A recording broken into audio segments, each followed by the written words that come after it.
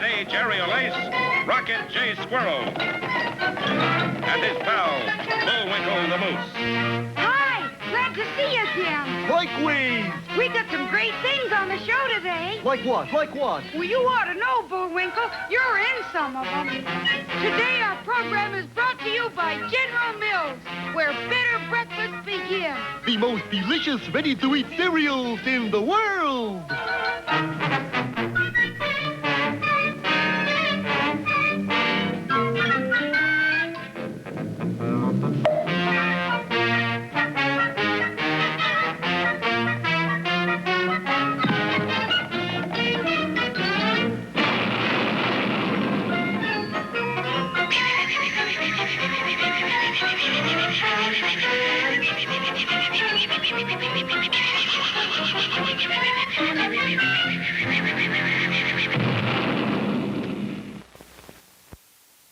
Once the Cheerios kids spent time on an island, the kind that makes tourists rave. The natives did too, but what did they say?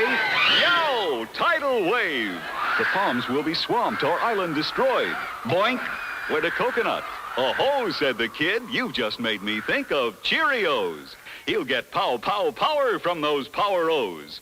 Cheerios with the one perfect shape for perfect crisp toasting all round and all through. You enjoy all the goodness of Power Oats. Toasted oat goodness with wonderful nourishment.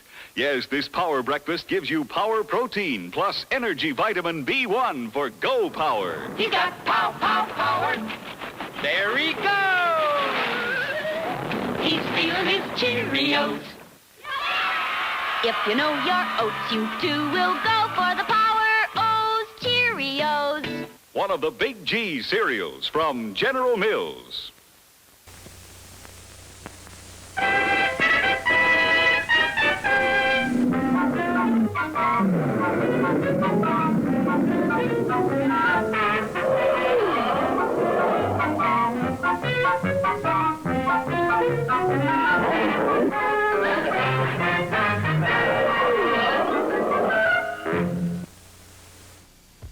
Our story opens today at the Slick Observatory, where an international group of scientists, eggheads and double domes, were meeting to dedicate the new giant 1,000-inch telescope. The chairman, Sir Newton Fugg, was presiding. Today we will prove once and for all that there can be no life on the moon. Dr. Milton Nudnik, Egghead of the Year, was given the honor of the first peek. What do you see? I see two moon creatures. Impossible! The scientists rushed to the eyepiece, and incredibly, Nudnik was right. Why, it's a moon moose. And he's signaling us. What does he say? He says, "Here we come, ready or not." Sure enough, a strange rocket ship had left the moon and was heading straight for the Earth. The word spread in a flash. Extra, extra, moon men to invade Earth. President declares emergency. Now hear this. This is Dorson Bells speaking. The moon rocket ship is nearing the Earth. This invasion is not a play. I repeat, not a play. Please feel free to panic. And some people did panic. Stores closed, houses were shut up tight. Everywhere, panic reigned. What's the headlines, George? Invasion from moon. So what else is new? Meanwhile, at Washington Airport, the newly appointed ambassador to the moon, Krevny Blatt, and other dignitaries and diplomats were waiting for the strange craft to land. Here it comes. The rocket ship had made a perfect one-point landing, and while all eyes watched expectantly, the hatch opened. Welcome, moon people. You dig 'em Earth talk? Bullwinkle, they think we're moon people. They do? Then take me to your president. No, we gotta tell him the truth. Gentlemen, I'm Rocky the Flying Squirrel. And I'm Bullwinkle the moose. And we're both from Frostbite Falls, Minnesota. Minnesota? You mean you've been to the moon and back? Why, they've discovered a great new rocket fuel. And so to a hero's acclaim, our adventurers told their strange and incredible story. It seemed that just days before, in their little house in Frostbite Falls, Bullwinkle had been baking a quick-rising cake according to his grandmother's old recipe. But the first layer had risen a little faster than they'd expected. And the next thing they knew, the stove had been blown clear to the moon. Well, they had to get it back. Sure, we still owe 2 payments on it. And so the boys put together their version of a spaceship and used the second layer of that extraordinary cake to propel them to the moon. And the third layer blasted us back. That cake batter must be a revolutionary rocket fuel. My boy, you must make more of that cake for your government. Bullwinkle, you're gonna be a famous scientist. Well, after all, I am a graduate of MIT. the Moose Institute of Toe Dancing. Unfortunately, our boys wouldn't have been so happy had they overheard two notorious spies. You hear, Natasha? First get the formula and then kill the moose or vice versa. And so a short while later, the new director of Guided Mousels was interrupted by... Hello, you great, big, wonderful moose. Why, that's right neighborly of you. You will give me Grandmama's recipe? What for? Well, I hope to be a grandmama myself someday. I'd love to, but in the explosion, I only saved half my recipe. I know how much, but not what of. Natasha's friend then did a very unneighborly thing.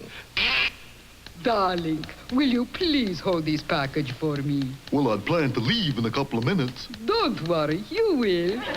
Sounds like a clock. Bullwinkle's steel trap mind had done it again. It was a clock, only attached to 14 sticks of dynamite, and it was wired to go off in 30 seconds. Don't miss tomorrow's exciting episode, Bullwinkle's Ride, or Goodbye, Darling.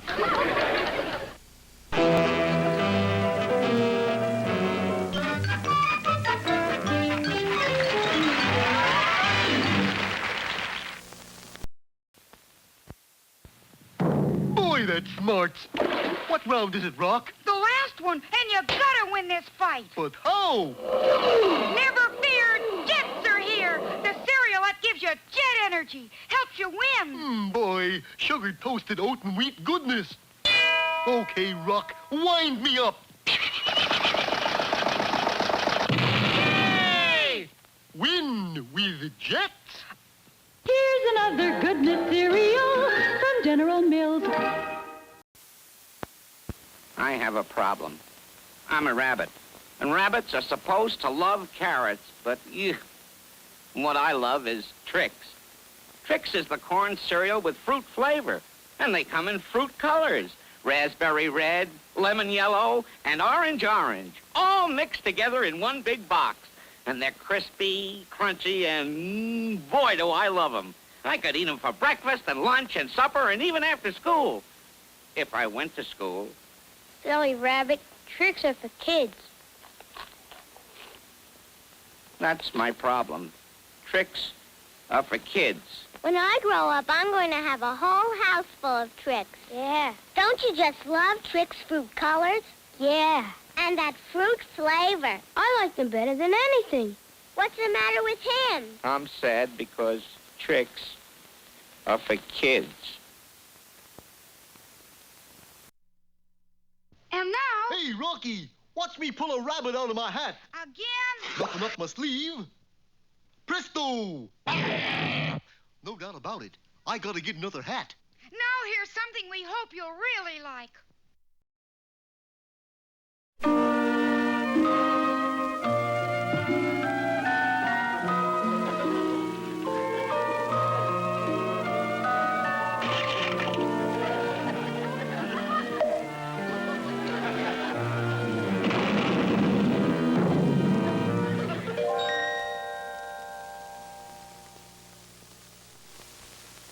Did you ever know a boy who got everything he wanted? Well, that was Jack. In fact, Jack was given so many toys by his mother that he became spoiled, and his mother became very, very poor. For you see, she used all of her money to buy toys for Jack until she was left with only one worldly possession, a cow. Except Jack, of course. Aside from being very, very poor, they were continually being frightened by loud thums. Thumb! And sometimes fees. Which would come out of the sky like thunder. This was very noisy, to say the least. But Jack's mother decided first things first and sent Jack to the village to sell the cow so they'd have money enough for food. Jack was very inexperienced in the world of commerce, so what did he do? What any young boy would do. He sold the cow for 6 lima beans. Jack, you've never heard such thumbing and things since you've been gone. I thought the sky would crash in on our heads. How much did you get for the cow, son? 6 lima beans, Mother. 6 lima beans? Why, Jack, you know I don't like lima beans. But the man said they were magic beans. Off to bed, Jack. Not another word. So Jack went to bed without any supper. The next morning, Jack was awakened by a huge beanstalk growing right outside his window. Jack thought to himself, beanstalks this big are for climbing. And so he did. He climbed, and he climbed, and then he climbed some more. Finally, he reached the top. He didn't know that he was in the land of Fum. Or is it Fee? Jack started out in search of food, and soon he came to a huge castle. He crossed the huge drawbridge and entered the huge gate. Everything inside the castle was huge, too. My, this room is big enough for a... Giant? This is the castle of the giant of Fum. Or is it Fee? He's a mean, evil giant with a nasty disposition, and he stole from your father, let's see, 1 hen, golden egg type, 2 bags of gold, 14 carat, 1 harp, singing variety. You must return them to your mother, who was the rightful owner. But remember, the giant has a keen sense of smell. If he smells a stranger, he will say, Fe-Fi-Fo-Fum. And then you must run for your life, because that means he's discovered you. But how do you know all this? Because I am your fairy godmouse. Just then, there was a terrible thumping noise like huge, flat footsteps. Jack hid behind the door just as the giant entered. He was huge. Wife! Bring me my hen! And while Jack watched in amazement, the hen laid an egg made of solid gold. Wait a minute!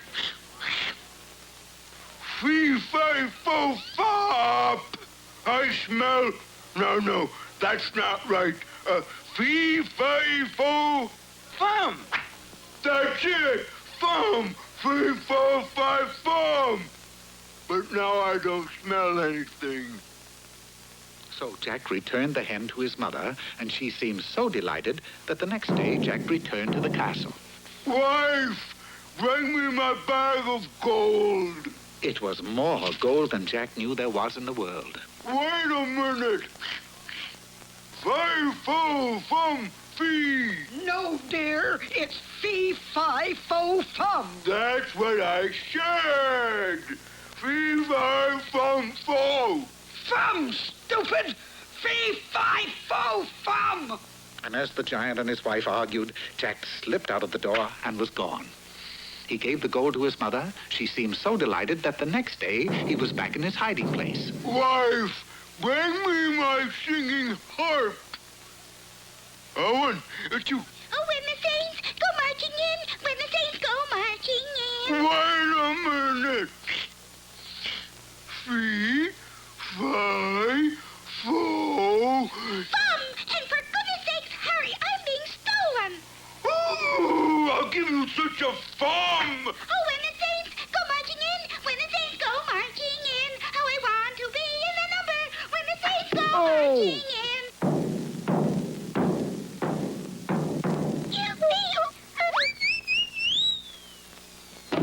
You know, Jack didn't really have to chop down the beanstalk. For you see, the giant was so afraid of heights that when he looked over the edge, he was so frightened that from that day on, never again was heard a fum or even a feeble fee. Only foop or tweet. And Jack changed too, for he had learned that there was as much fun in giving as in receiving, and so everybody lived happily ever after. Jack and his mother and the cow. And the fairy godmouse.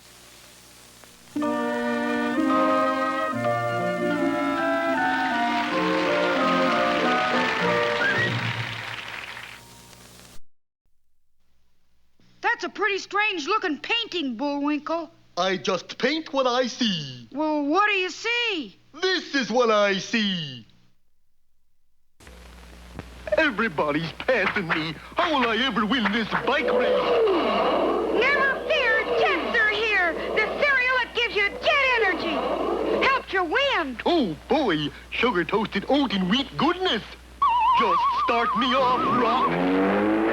And Bullwinkle comes in first, second, and third. Yay! Win with Jets. Here's another goodness cereal from General Mills. My brother's teaching our parakeet to talk. Say, Kix corn cereal. Kix corn cereal. Fine. Say, Kix is unsinkable. Unsinkable. Say, cereals that sink get soggy, but Kix floats stays crisp. He can't say that, but he's smart, see? He likes Kix, too. Kix is unsinkable. Unsinkable. Kix. And now it's time for 5 or 6 baritone solos in the key of E. But... If not... Ooh. special features. Should have tried E flat. And now for a more serious note on our program, we bring you the Poetry Corner. Hello there, poetry lovers. Today's poem is the well-known favorite, The Swing by Robert Louis Stevenson. How do you like to go up in a swing, up in the air so blue? Oh, I do think it the pleasantest thing every child can do. Up in the air and over the wall, till I can see so wide. Rivers and trees and cattle and all over the countryside. Till I look down on the garden green, down on the roof so brown. Up in the air I go flying again, up in the air and down. How do you like to go up in a swing, up in the air so blue? Oh, I do think it the pleasantest thing ever a child can do. And now... Hey, Rocky, watch me pull a rabbit out of my hat. But that trick never worked. This time for sure. Presto!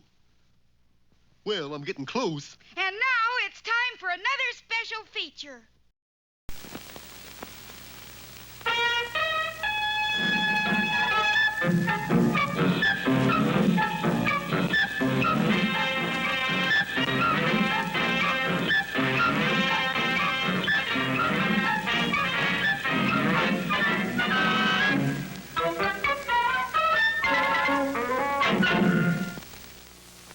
Our story opens today high atop New York City, in the luxurious penthouse of perhaps the most famous soldier of fortune the world has ever known. Me. How do you do? Excuse the position, just practicing my yoga. Well, now that you're here, we may as well get to know each other. My name is Peabody. I suppose you know yours. I guess you're wondering about this contraption. It belongs to Sherman. He's my boy. Here, Sherman. Here, boy. Shake hands. Say hello. Hello. Smart as a whip, isn't he? Now about this amusing little gadget. The story really starts with me, naturally. As a youth, I was just an average genius, the puppy prodigy, they called me. Got my degree at Harvard when I was 3, Wagner cum laude, of course. Then a brief period in the Foreign Service. I speak 8 languages fluently, all at once, that is, including English. Then a few research projects for the government, and I dabbled in the stock market, where I was known as the Wolf of Wall Street. But somehow I felt that something was missing in my life, so I made up my mind to get a boy. I looked high and low, but couldn't find one that met my high standards. Then one day, while watching some boys at their innocent play, I spotted Sherman. My heart went out to him. I'm always pulling for the underboy. I dismissed the others, and Sherman followed me home. He wasn't at all what I was looking for. Oh, he looked at me with those big brown eyes, but I was firm. I took him home. This is where you live? Yep, that's been home sweet home all my life. Where have you been, you little brat? Just visiting. Get in here. One moment, sir. And what do you want, mutt? The name, sir, is Peabody, and I intend to adopt this boy. Naturally, the newspapers made a big thing of it. Extra, extra, dog to adopt orphan. Doggy wants to be daddy. Read all about it. I had to submit references, so I got some old friends to write letters. Then, of course, I was investigated thoroughly. My background was unimpeachable. Still... But he's not a fit person to bring up a boy. In fact, he's not even a person at all. Your Honor, I consider that an excellent recommendation. And I finally got Sherman. This court can see no reason why, if a boy can have a dog can't have a boy. Daddy! Sherman, let's get one thing clear. I will never submit to being addressed by that ridiculous name. You will call me Mr. Peabody, or when speaking informally, simply Peabody. Yes, Mr. Peabody. So, that was that. But I soon found it next to impossible to raise a boy in an apartment. Guppies, yes, but a boy, no. They need running room. So I built this for Sherman's birthday. Happy birthday, Sherman. Gee, thanks, Mr. Peabody. But what is it? Well, actually, it's a time machine. I call it a Wayback. We just set it, turn it on, open the door, and there we are. Or were, really. Pluribus delenda est, in tres partes argentum sum. What did he say? What did he say? Well, that's simple. He said, oh, never mind. I'll fix it. So, friends, for a goodbye in a new or used chariot, it's Publius Maximus the Grinning Gaul. It sounded better in Latin. Can we go somewhere else? Of course. With this key frame. Mr. Franklin, the lightning! I intend to demonstrate the principle illustrated by the storage properties of the Leyden jar. BF, the lightning is... Gee, we couldn't get a word in edgewise. I know. A few more adjustments, and behold, not a time machine, but a should-have-been machine. Observe. With this key frame... Mr. Franklin, your kite is going to be struck by lightning. Oh, really? It's nice to be a part of history. But all in all, it's just the thing for a boy in an apartment. Eh, Sherman? Well, I thought it was. Of course, he's only a boy, and... Mr. Peabody, that's the nicest present anybody ever had. Yes, of course, Sherman. No doubt about it. Every dog should have a boy.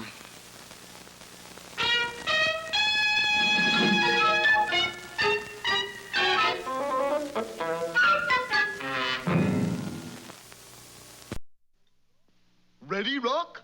You sure you know how to work that thing? No. Anyways, here's what it was supposed to look like. Peabody here for the Big G hot cereal. Wheathearts, Mr. Peabody. The junior salesman is Sherman, here to tell you about my new invention. I hate to brag. The best part is it's free with Wheathearts, Mr. Peabody. Sherman's right. This wiggle picture is free with Wheathearts. It's really 2 pictures in 1, with my likeness on it, which naturally adds to the value. Get your wiggle picture free at Grocers Now. With Wheathearts, Mr. Peabody.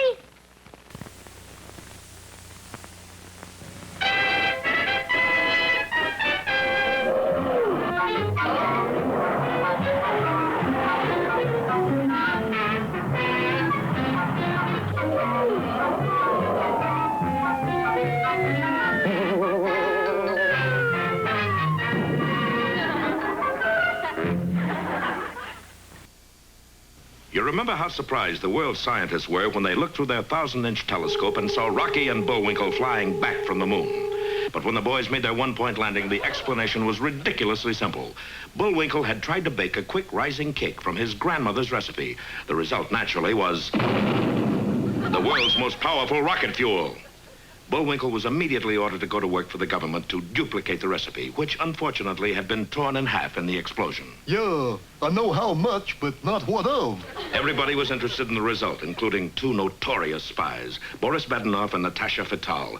Failing in their attempt to get the formula, they decided to do away with the moose. So Natasha handed him a ticking package containing 14 sticks of dynamite, wired to go off in 30 seconds. I'd planned to leave in a couple of minutes. Don't worry, darling. You will. But as Natasha tried to open the door, she found it had been locked behind her. The key. Where's the cotton-picking key? Oh, the key. Well, I got it here somewhere. 18 seconds. 17. 16. Let's see. Here's the key to my locker at PS84. Hurry up, please. Key to my hope chest. It's little because I'm kind of hopeless. I must go quickly. I'm doing my level best. 12, 11, 10. 3 trunk keys, in case I ever grow a trunk. Time is running out. 8, 7, 6. Hey, that one belongs to the Frostbite Falls Volunteer Fire Department. Yeah, wonder how they're starting the engine these days. Give me my package, you fool. 3, 2, 1. That's what I like. Precision timing. A few minutes later, Bullwinkle found the right key, and the furious Natasha left to meet her partner in crime. Boris promised to meet me here. Where is he? Oh, there you are, darling. What do we do next? We do what any intelligent, self-sufficient spy with real initiative would do. We wait for instructions. Meanwhile, the fact that Bullwinkle's rocket fuel was made from his grandmother's fudge cake recipe was having a great effect on the whole country. Top scientists discarded their most complex apparatus. Erwin, go get me an 8-inch cake tin and a set of cookie cutters. Colleges changed their course of study. This year, gentlemen, we will study atomic structure, nuclear physics, and fudge making. The effects spread to other countries. But you are top nuclear physicist. How come you are sent to Siberia?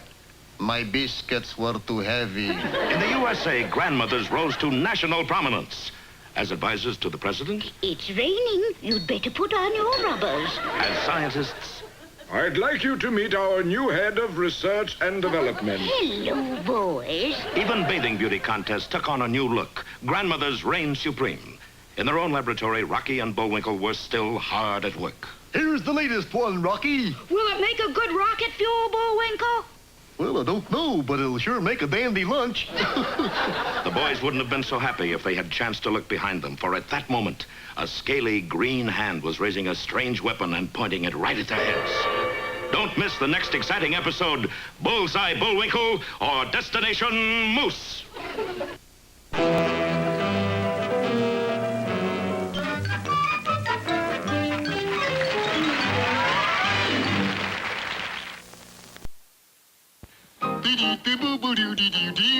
I like the fruit flavor of Trix, Trix, Trix. I like the fruit flavor of Trix, Trix, Trix. I like the fruit flavor of Trix, Trix, Trix. But tricks are meant for kids. Yes, sir. Tricks are for you. It's the corn cereal with fruit flavor goodness. Fruit colors, too. So try Trix. Here's another goodness cereal from General Mills. Guess what's happened? The Cocoa Pops? Yup. Now they're made with real Hershey's cocoa. Wow. Chocolate-flavored Cocoa Puffs. Yummy, yum. The big G stands for goodness.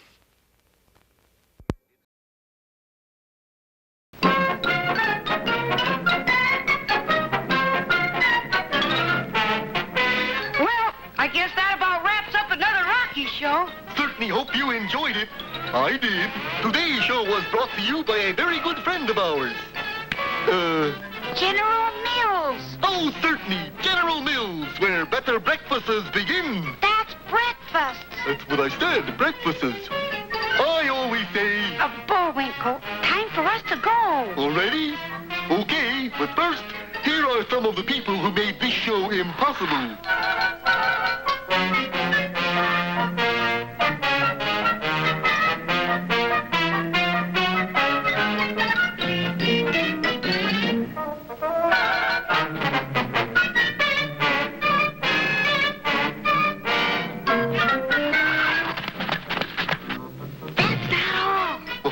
Get tired.